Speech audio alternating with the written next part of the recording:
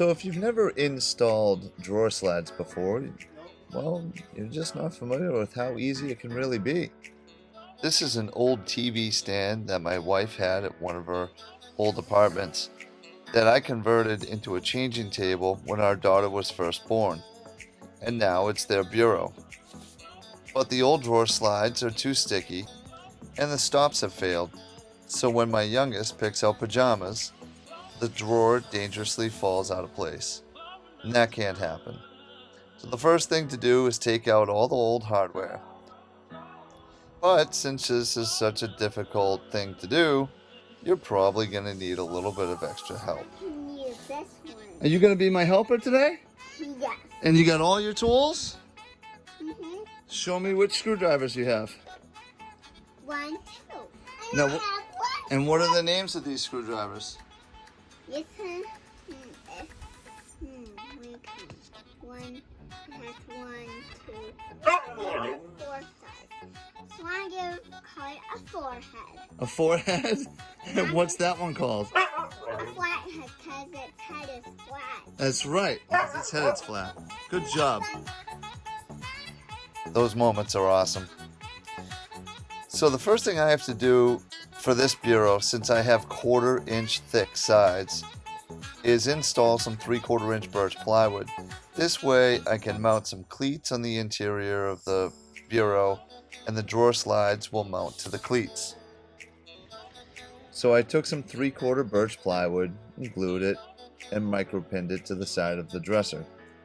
And, of course, I had some more help. Can I do that too? You want to help squirt some? Here, ready? 1, 2, 3.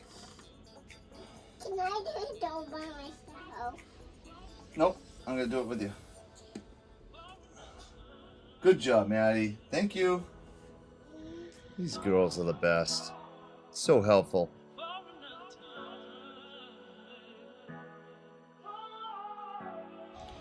Any mechanical fastening method in this scenario is perfectly acceptable to hold the plywood in place, like a screw or the micro pinner you see here, or a brad nailer, or even clamps.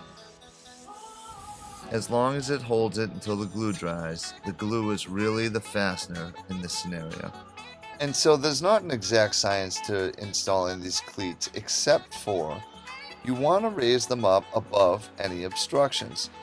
So it may not look like it in the video, but I installed these cleats about 1 1/4 inches above the face frame. This way, when I go and install the slides, I simply align the bottom of the slide to the bottom of the cleat, and that way I know for sure that the bottom of the drawer slide will easily be above the face frame. Now when you buy these drawer slides, they come assembled, but you can easily disconnect them into 2 pieces. So then all I did here, and I apologize for the camera angles, my head in the way, is align the underside of the drawer slide with the underside of the cleat. This way, I know that it's clearly not going to interfere with the top of the face trim on the cabinet. Now it's time to install the second piece of the drawer slide onto the side of each drawer.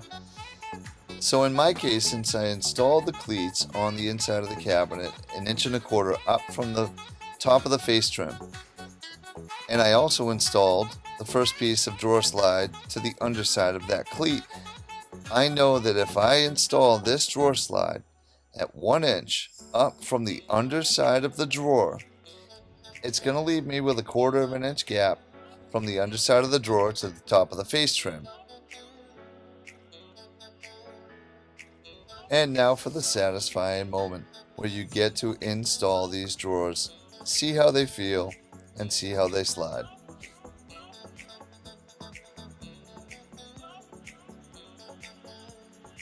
It's okay if the drawer slides don't align in the first run. You may have to fiddle with the drawer a little bit just to get the slides to align.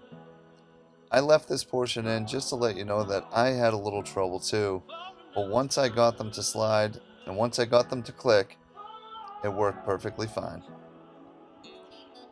Some nice soft close drawer slides. And there you have it. Some easy to install drawer slides. Well, I hope this video helped you out a little bit, and if so, please consider subscribing. Smash that like button and check out some other videos on our channel. In the meantime, I hope to see you on the next one. Thanks for watching.